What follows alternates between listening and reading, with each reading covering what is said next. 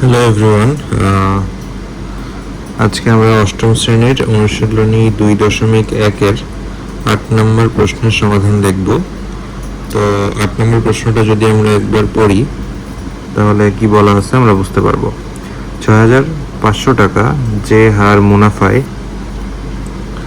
4 বছরে মুনাফা আসলে 8,840 টাকা হয়, ওই একই হার মুনাফায় কত টাকা 4 বছরে মুনাফা আসলে 10,200 টাকা হবে। তো একটু ভালো করে খেয়াল করো, এখানে এই অঙ্কের মধ্যে দুইটা ধাপ দেওয়া আছে, অর্থাৎ এই অঙ্কটা দুইটা ধাপে করতে হবে। প্রথম ধাপে দেখো, আমাদের প্রথম ধাপে আসল দেওয়া আছে, সময় দেওয়া আছে এবং মুনাফা আসল দেওয়া আছে, কিন্তু একটা জিনিস দেওয়া নেই, সেটা হচ্ছে মুনাফার হার। তো প্রথম ধাপে আমাদেরকে মুনাফার হারটা বের করতে হবে। তো আমরা সমাধানে চলে যাই। সমাধান, আচ্ছা আমরা এখানে লিখলাম প্রথম ধাপ।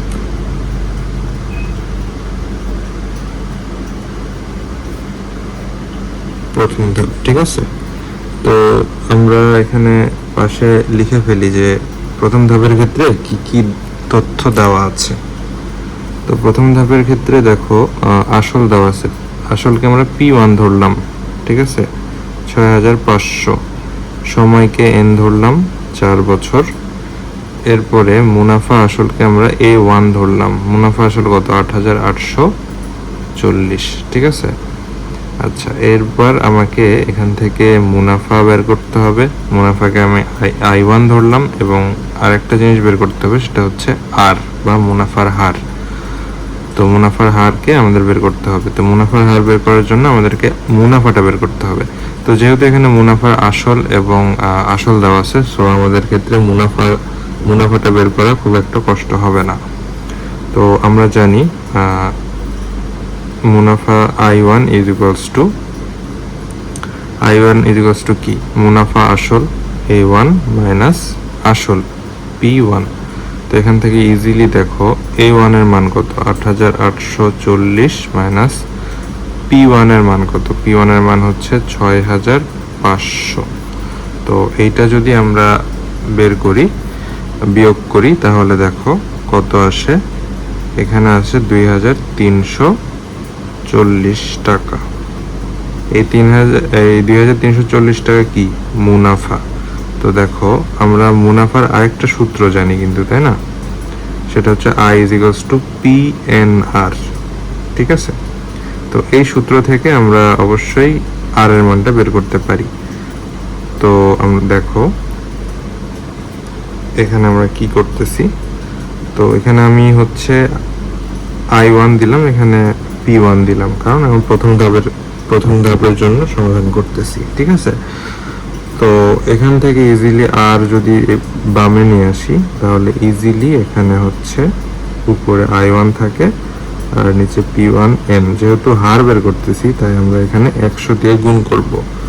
তো সুন্দরভাবে যদি আমরা মানগুলা বসাই দিই, I1 কত বের করছি 2,340, এখানে তো 100 থাকবে, নিচে P1 এর মান কত, P1 এর মান হচ্ছে 6,500 গুণ N এর মান কত, N এর মান হচ্ছে 4 বছর। তো এইটা যদি আমরা কাটাকাটি করি, ভাগ করে গুণটুন যার পর এটা মানে সলভ করি যদি এই অংশটুকু, তাহলে আমরা পাবো 9%, ঠিক আছে। তাহলে আমরা মুনাফার হার যেটা প্রথম অংশে বের করার কথা ছিল, সেটা আমরা বের করে ফেলছি, মুনাফার হার। এবং এই মুনাফার হারটা আমরা দ্বিতীয় ক্ষেত্রেও ব্যবহার করব। কেন ব্যবহার করব সেটা যদি আমি দেখাই, দেখো ওই একই হার মুনাফায়, তার মানে প্রথম অংশে যে হার বের করছি সেই হারটা ইউজ করে পরের অংশটা আমাদেরকে সমাধান করতে হবে। ওই একই হার মুনাফায় কত টাকা 4 বছরে মুনাফা আসলে 10,200 টাকা হবে। তার মানে দেখো এখানে দ্বিতীয় অংশে কি বের করতে বলছে, দ্বিতীয় অংশে বের করতে বলছে হচ্ছে P2, অর্থাৎ আসল বের করতে। P2 কেন বললাম, কারণ হচ্ছে দ্বিতীয় ধাপে আমরা আসলকে P2 হিসেবে চিহ্নিত করবো, তাছাড়া দুইটা মানে গ্যাঞ্জাম লেগে যাবে, ঠিক আছে। তো টু বের করতে হবে, অর্থাৎ আসল বের করতে হবে। এবং এখানে কি কি দেওয়া আছে, এখানে মুনাফা আসল দেওয়া আছে। তো দেখো আমরা দ্বিতীয় ধাপ করি।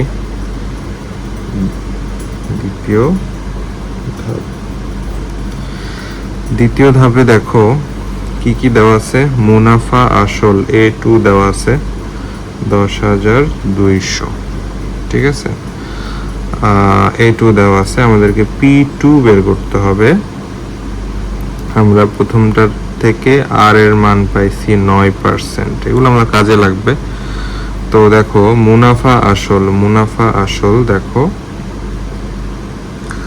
মুনাফা আসল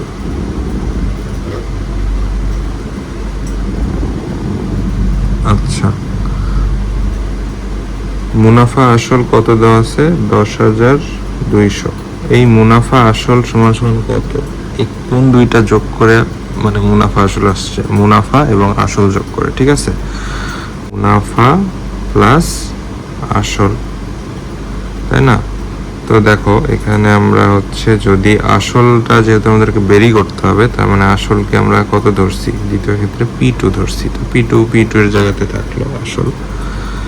এবং মুনাফা দেখো মুনাফা সমান সমান কি, দ্বিতীয় ক্ষেত্রে মুনাফা সমান সমান একটা জিনিস আমরা জানি, সেটা হচ্ছে P2NR, ঠিক আছে। PNR আমরা যেহেতু দ্বিতীয় ক্ষেত্রে বের করতেছি, তাই আমরা P2 দিলাম, ঠিক আছে। আশা করি এতটুকু বুঝতে পারছো।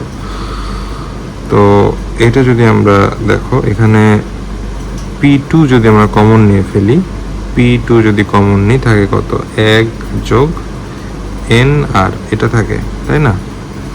আর এ পাশে তো হচ্ছে 10,200 থাকবেই, বা দিলাম 10,200, ঠিক আছে। এতটুকু আশা করি বুঝতে পারছো। এরপরে দেখো আমরা P2 তো P2 এর মতোই থাকলো, এখানে 1 যোগ N এর মান কত, N এর মান 4, আর এর মান কত, আর এর মান হচ্ছে 9, ঠিক আছে। এখানে আমরা 100 দিয়ে ভাগ করব, কারণ মুনাফার হার পার্সেন্টে আছে 9% আছে, পার্সেন্ট আছে, যার জন্য 100 দিয়ে ভাগ করব। তো এতটুকু ক্যালকুলেশন যদি আমরা করি, তাহলে যে জিনিসটা আমরা পাবো সেটা হচ্ছে 1.3636 ইন্টু P2, ঠিক আছে, ইন্টু P2। এটা হচ্ছে এখানে 10,200টা লিখবা সবাই, 10,200টা লিখবা। দেখো তো আমরা আর অল্প একটু আছে। তো এই যে এইরকম একটা সমীকরণ পাইলাম, এখান থেকে আমরা ইজিলি P2 বের করতে পারবো, ঠিক আছে। P2 যেটা কিনা এই যে এই অঙ্কের হচ্ছে আসল কত টাকা, 4 বছরে মুনাফা আসলে 10,200 টাকা হবে, অর্থাৎ এই P2। তো এই সমীকরণ থেকে দেখো, এই সমীকরণ থেকে আমরা P2 যদি বের করি, তাহলে P2 সমান সমান কত হবে, 10,200 ডিভাইডেড বাই 1.36, ঠিক আছে। তো এটা যদি আমরা সলভ করি, তাহলে পাবো হচ্ছে 7,500 টাকা। এটাই আমার অঙ্কের উত্তর, ঠিক আছে। তার মানে আমরা কি হইলো, আমরা প্রথম অংশ থেকে আমরা যদি দেখি, প্রথমে আমরা মুনাফার হার বের করলাম, মুনাফার হার বের করলাম, এই যে 9%। এই মুনাফার হারকে ব্যবহার করে আমরা দ্বিতীয় ক্ষেত্রে আসলটা বের করে ফেললাম, ঠিক আছে। সাথে আরো তথ্য দেওয়া ছিল, যেমন মুনাফা আসল দেওয়া ছিল এবং সময় দেওয়া ছিল, এগুলো সব ব্যবহার করে আমরা এই আসল টাকাটা বের করলাম। অর্থাৎ 7,500 টাকা যদি ওই 9% হারে মানে 4 বছরের জন্য কোনো ব্যাংকে জমা রাখা হয়, সেক্ষেত্রে সেটা মুনাফা আসলে 10,200 টাকা হবে। এটাই উত্তর। আজকের ভিডিওটা এই পর্যন্ত। সামনে আমরা 9 নম্বর অঙ্কের সমাধান দেখব। ধন্যবাদ সবাইকে।